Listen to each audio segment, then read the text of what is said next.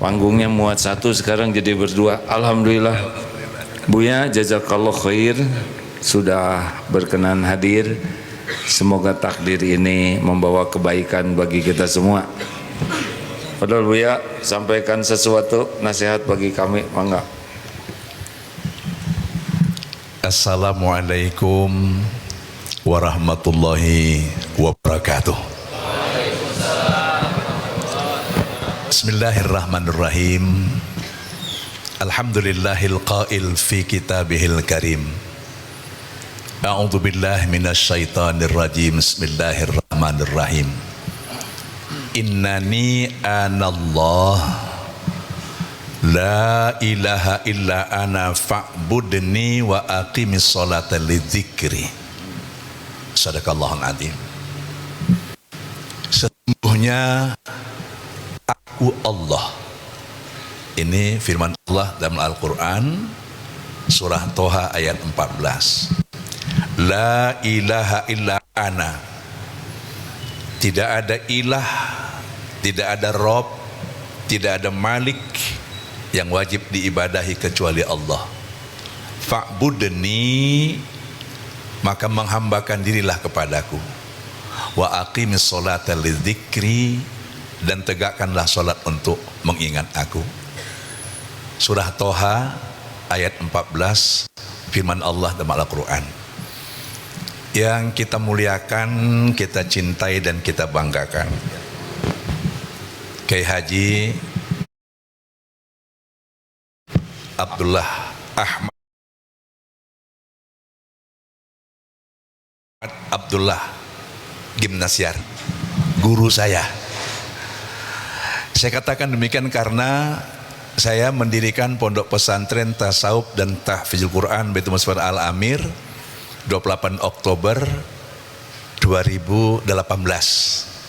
Sedangkan beliau AA sudah membangun pesantren 90 Darut Tauhid tahun 90.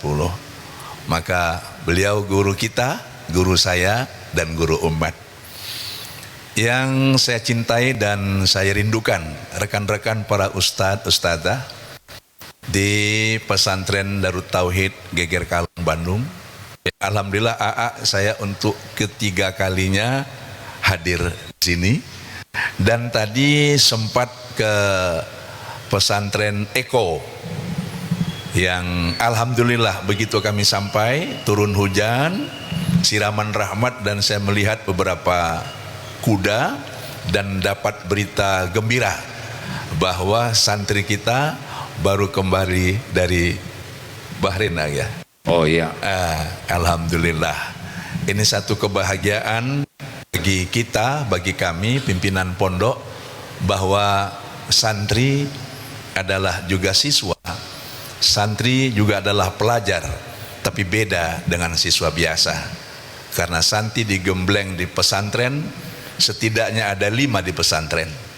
Ada kiai, ada masjid, ada kitab rujukan, ada disiplin, dan ada target yang ingin dicapai, yaitu putra-putri yang soleh dan soleha. Demikian juga bapak-bapak, ibu-ibu, para santri karya, tadi istilah yang saya dengar, yang pada hari ini sebagaimana dikatakan oleh Kiai Haji Agim tadi, tidak ada yang kebetulan. Semua sudah didesain oleh Allah Subhanahu wa taala. Bahwa saya bermaksud membawa santri saya yang sekarang sedang belajar di Jatinangor, A Week English Village. Sabtu akan datang saya ingin ke sini bersama santri. Lalu oleh Ananda mantu kita diberi kabar, ada hari ini asar. Saya katakan saya kepingin ketemu, sudah rindu, dan dari kegiatan ceramah di Arhanud saya langsung ke sini. Saya tadi kepingin sholat berjamaah dengan AA, tapi saya sudah menjamakkan di masjid di Arhanud. Maka saya tidak menyangka kita berjamaah memberikan tausiah. Terima kasih atas kesempatan ini. Dari ayat 14 surah Toha yang tadi saya bacakan, ada 3 hal yang ingin saya sampaikan. Pertama, Allah maha baik, Allah maha pemurah, Allah maha indah, karena Dia mengenalkan dirinya kepada kita. Innani anallah, sesungguhnya aku ini Allah. La ilaha illa ana, tidak ada ilah selain aku, kata Allah. Fa'budni wa aqimis sholata lidzikri, maka hambakan dirimu kepadaku dengan cara menegakkan sholat, dan sholat itu adalah untuk mengingatku. Ketika saya kemarin ke China, ada teman-teman bertanya kepada kita, bagaimana kita mengenal Allah? Saya katakan, Allah yang mengenalkan dirinya kepada kita lewat para nabi dan rasul, melalui Al-Quranul Karim, melalui alam ciptaan Allah yang merupakan ayat-ayat kauniyah. Lalu mereka mengatakan, how can we believe to something we cannot see? Bagaimana kita yakini sesuatu yang kita tidak bisa lihat? Saya katakan, ada yang bisa kita pakai untuk melihat yang tidak bisa dilihat dengan mata kepala, yaitu mata hati. Maka tajamkanlah mata hati dengan iman, agar kita menjadi orang yang alladzina yu'minuna bil ghaib, beriman dan meyakini yang gaib. Caranya, asahlah kolbu. Nah, dari sini sejak awal saya sangat simpati dengan Darut Tauhid, dengan ikon khusus manajemen kolbu. Karena kita pengamal tarekat, urusan pertama adalah kolbu. Bagaimana mengasah kolbu untuk mendapatkan nur, sehingga bisa melihat Allah dalam tanda petik di berbagai bentuk makhluk yang Dia ciptakan. Teman-teman kita di China tadi mengatakan, kami ingin belajar lebih jauh tentang bagaimana menajamkan kolbu. Ini satu langkah awal, mereka mulai menyadari Allah itu ada dan bisa kita kenali, karena Allah memperkenalkan dirinya kepada kita, tapi mereka belum beriman. Kita doakan teman-teman kita itu beriman, insya Allah. Yang kedua, Allah menegaskan bahwa kalau kau sudah mengenal aku, maka hambakan dirimu kepada aku. Bapak Ibu, tadi saya transit di ruang tamu Agim, terus mengamati, mengikuti dan mencermati ceramah AA. Semua karena Allah. Tidak ada yang terjadi kecuali karena kehendak Allah. Masalahnya ialah, bisakah kita merasakan diri kita hamba Allah dan selalu dibersamai oleh Allah? Maka di bagian ketiga Allah mengatakan, fa'budni wa aqimis sholata lidzikri, hambakan dirimu kepadaku dengan cara menegakkan sholat, dan sholat untuk mengingat aku. Bapak Ibu yang saya hormati dan insya Allah dimuliakan Allah Subhanahu wa Ta'ala, bagaimana kita mengingat Allah? Kalau mengingat Allah adalah dengan menegakkan sholat, sedangkan sholat yang fardu di Medan, Pak, sholat fardu 5 waktu. Di sini, Pak, oh sama ya. Subuh, zuhur, asar, maghrib, isya. Tapi kenapa dalam Al-Quran surah Al-Baqarah ayat 238 Allah mengatakan, bismillahirrahmanirrahim, hafidhu ala sholawati wa sholatil wusta wa qumu lillahi qanitin.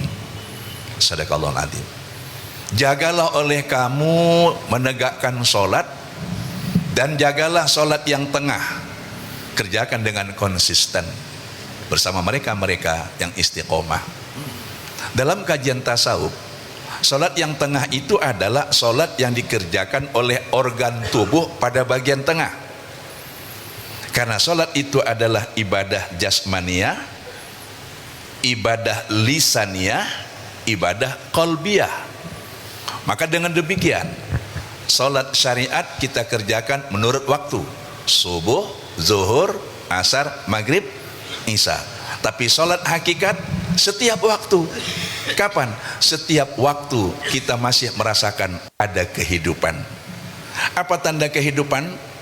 Kita bernapas. Bapak Ibu masih bisa bernapas? Separuh. Masih bisa bernapas? Ayo tarik napas sama-sama. Tahan. Lepaskan. Tarik lagi. Tahan. Simpan sampai besok. Itu adalah filosofi betapa apa yang kita terima, kita cari dan kita dapatkan dari Allah, kita pakai, kita gunakan hanya seperlunya. Sehingga dalam kajian tasawuf, kalau kita ingin bersama Allah, rasakan bahwa kita hidup karena Allah. Yuhyi wa yumit. Tanda kita hidup, Allah memberi kita nafas. Fa idza sawaituhu wa nafahtu fihi min ruhi wa qaulahu sajidin. Ketika kerangka manusia sudah selesai, Allah tiupkan ruh dan makhluk-makhluk berbakti kepada manusia. Sehingga dengan demikian Bapak dan Ibu, ketika kita bernafas, rasakan kehadiran Allah. Rasakan kehadiran Allah. Sehingga ulama-ulama tarekat ketika membimbing zikir ada dengan lisan, la ilaha illallah, subhanallah, alhamdulillah, Allahu akbar. Ada dengan hati, ada dengan nafas, ada dengan sir. Tapi untuk merasakan kapanpun dan dimanapun Allah bersama kita, karena kita hidup karena Allah, diberi hidup oleh Allah. Tandanya adalah napas. Setiap kita bernapas, kita ingat Allah. Pertanyaan, pernahkah Bapak Ibu berhenti bernafas? Udah pernah? Tidak. Ketika tidur tetap bernapas? Ketika beraktivitas tetap bernafas? Mari terus kita rasakan dan kita hadirkan bahwa ketika kita masih diberi Allah napas, berarti Allah bersama kita. Innallaha ma'ana. Tapi kalau sudah tidak bernapas, inna lillahi wa inna ilaihi rajiun. Ajari kami memimpin pesantren di Medan supaya bisa bermanfaat untuk umat. Kami sangat hijau, baru 7 tahun berdiri, tapi AA sudah puluhan tahun menyelenggarakannya.